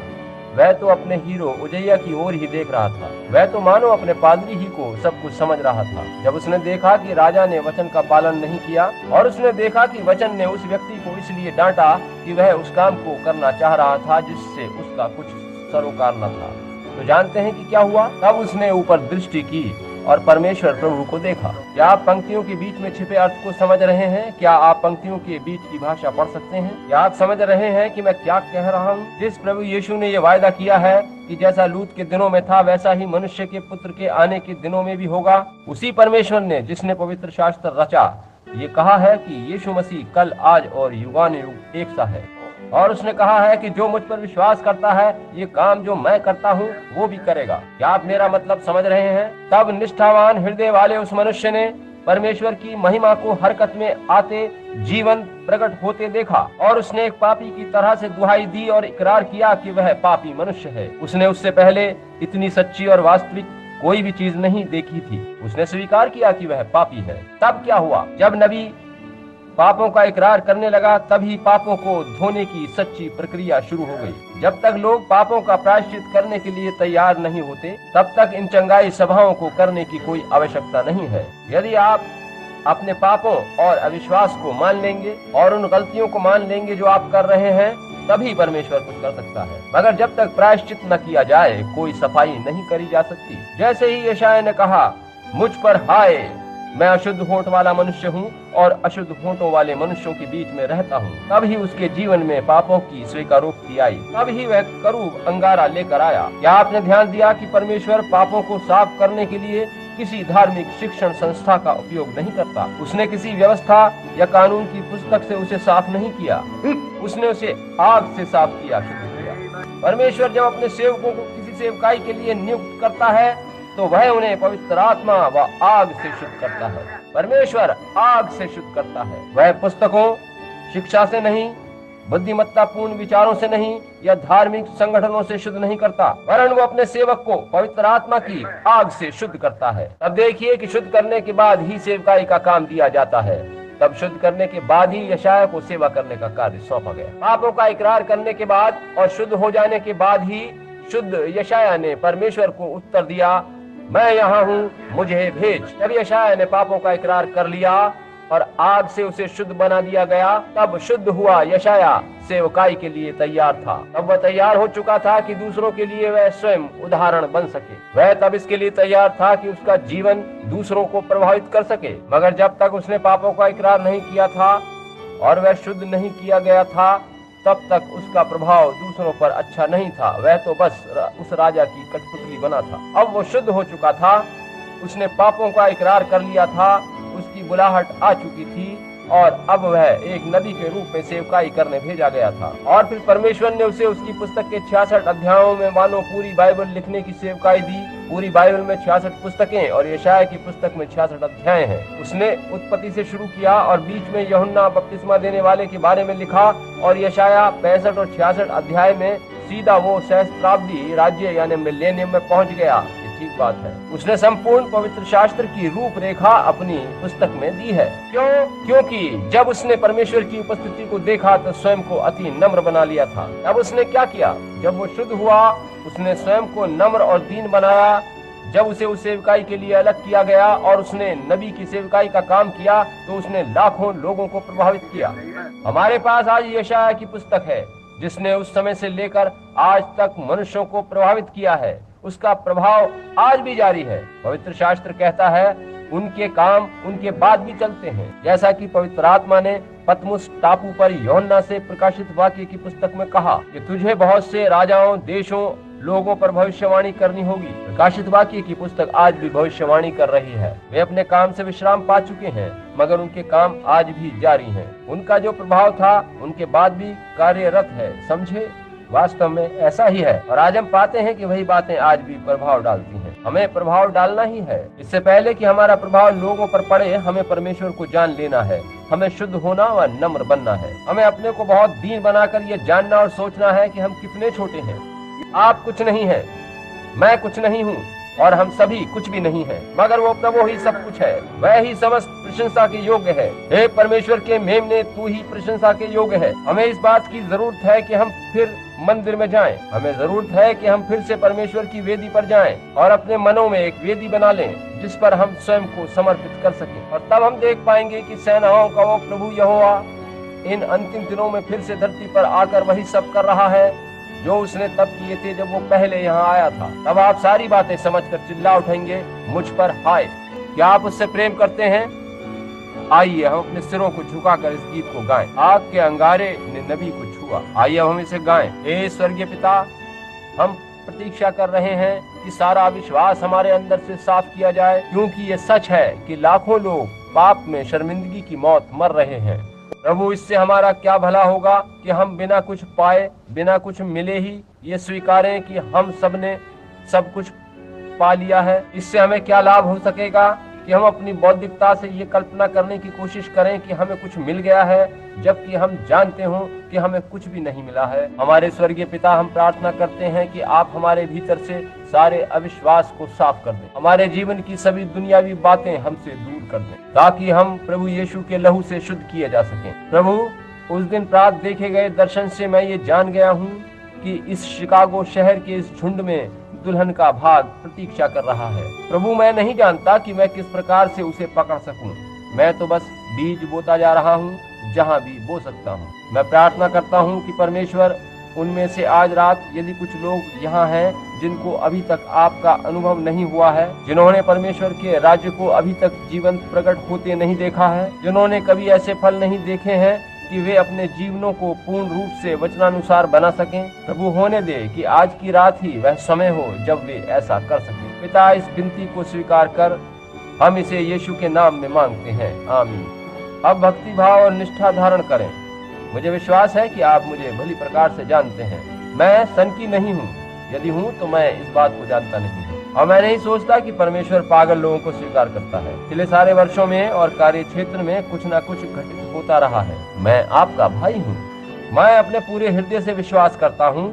मैं ये नहीं कहता कि प्रभु ने मुझसे ऐसा कहा है, मगर मैं विश्वास करता हूँ कि ये पीढ़ी जो अब रह रही है दुल्हन के उठाए जाने की साक्षी होगी।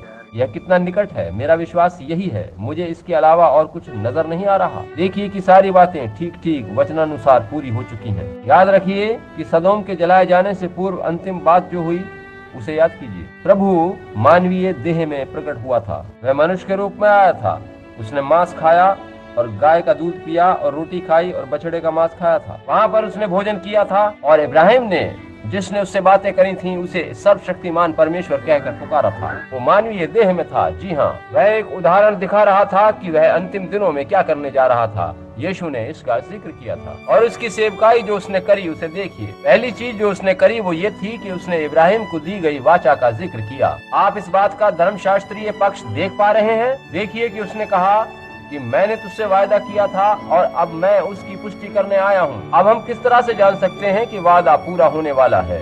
देखिए, वे लोग प्रतीक्षा कर रहे थे। इससे तुरंत पहले कि सदोम पर आग बरसे, इब्राहिम और सारा वादा किए पुत्र के आने की प्रतीक्षा कर रहे थे। परमेश्वर मानवीय देह में उनके पास आया और उसने चिन्ह दिखाए, और वे वही चिन्ह हैं जिनका जिक्र यीशु ने किया कि उसकी आमद के समय वही चिन्ह दिखाए जाएंगे, और यीशु ही प्रतिज्ञा किया हुआ पुत्र है। और हम उन चिन्हों को पिछले 15 वर्षों से देखते आ रहे हैं, और इस पर भी गिरजों की स्थिति बदतर होती जा रही है। इसमें आश्चर्य नहीं है कि हम वास्तव में ये देख रहे हैं कि हम लादोकिया के काल में हैं। पवित्र आत्मा यहाँ है। हो सकता है यहाँ कोई उसका चुना जन हो।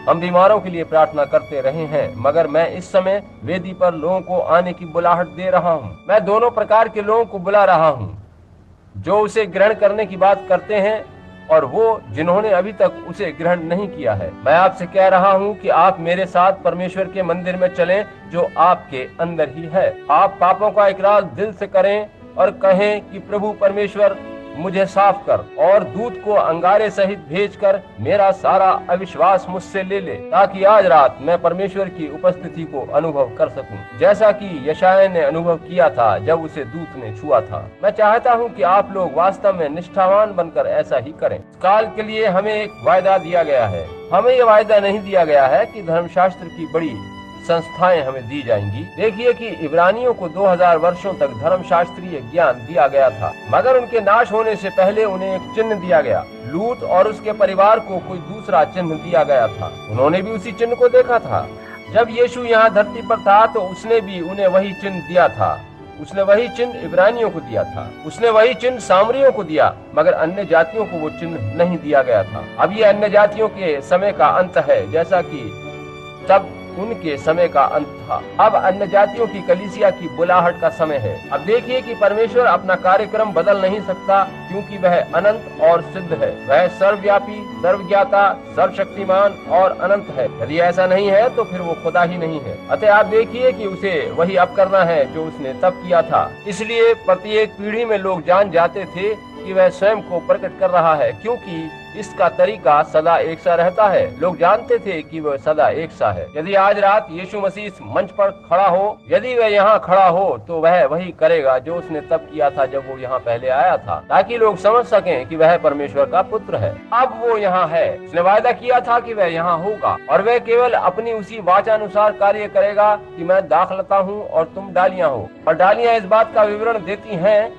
कि उनको जीवन दाखलता के द्वारा मिल रहा है, अन्यथा उनमें कोई जीवन ही नहीं होगा। मगर यदि डालियों में जीवन है तो फिर वह वही जीवन होना चाहिए जो दाखलता में है। वह जीवन स्वयं ऊपर उठकर डालियों तक पहुंचता है। अब कुछ क्षणों के लिए भक्ति भाव धारण कीजिए और स्वर्ग का परमेश्वर मेरी सहायता करे। जो वचन मैंने अभी प्रचार किया है वह आप ग्रहण कर सकें कि वह विश्वासी यशायाह जब ऐसी स्थिति में आया कि उसने उस मनुष्य का पतन देखा जो स्वयं को परमेश्वर के प्रतिनिधि के रूप में स्थापित करने की चेष्टा कर रहा था, तभी यशायाह ने देखा कि परमेश्वर नीचे उतर आया है, और उस सत्यता को देखकर वह पुकार उठा, मुझ पर हाय, क्योंकि परमेश्वर ने वैसा होने की प्रतिज्ञा दी थी। उसने प्रत्येक पीढ़ी को यह वाचा दी। हमारी पीढ़ी में भी वह इस वाचा को पूरा कर रहा है। हम उसकी आमद के संबंध में सारी बातों को क्रमवार पूरा होते देख रहे हैं। अब क्या विश्वास करते हैं कि वो यहाँ है? अब काश वो मेरी सहायता करे। वहाँ कितने लोग बीमार हैं मैं जानना चाहता हूँ। हाथ उठाइए, आपके पास विश्वास है। अब मैं आपसे कहता हूँ कि आप इब्रानियों की पुस्तक का वह लेख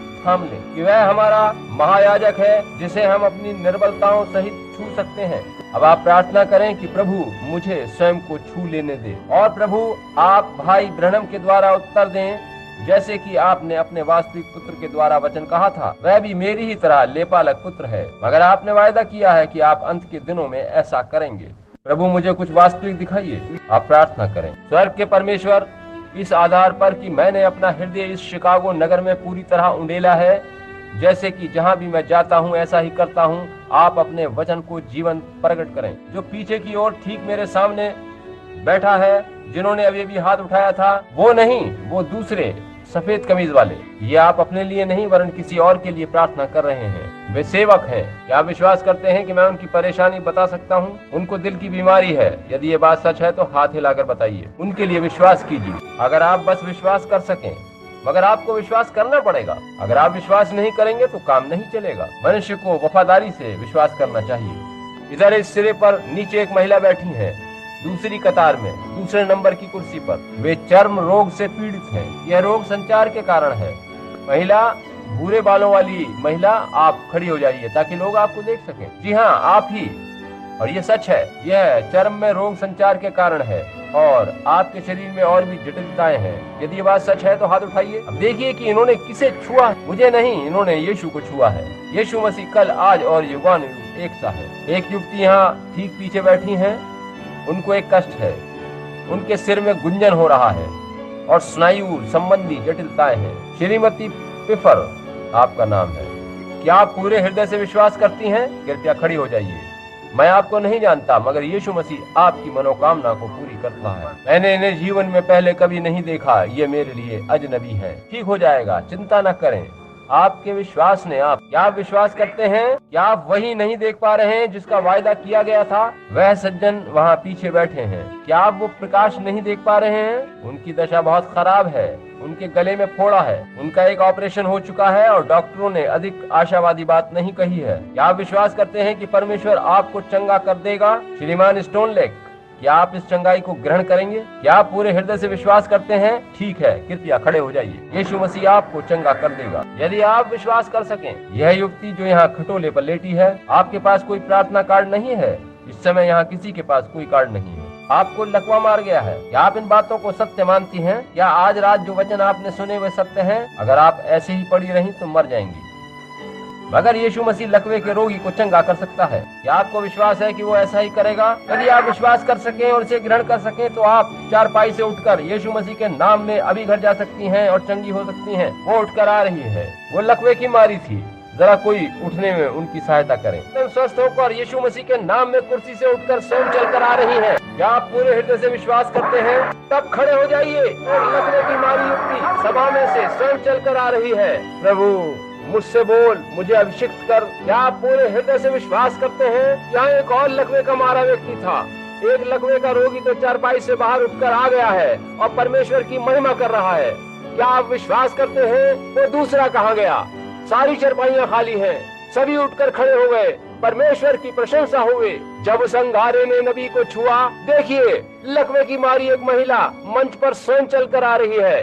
परमेश्वर की प्रशंसा हो, उसकी स्तुति, महिमा, जय जयकार हो। यहाँ एक और लकवे का मारा मनुष्य मंच की ओर चलकर आ रहा है। भाई फिच, देखिए किस प्रकार कदम उठाकर चलता हुआ आ रहा है। आइए हम परमेश्वर की प्रशंसा करें। अपने हाथ उठाइए और परमेश्वर की महिमा कीजिए।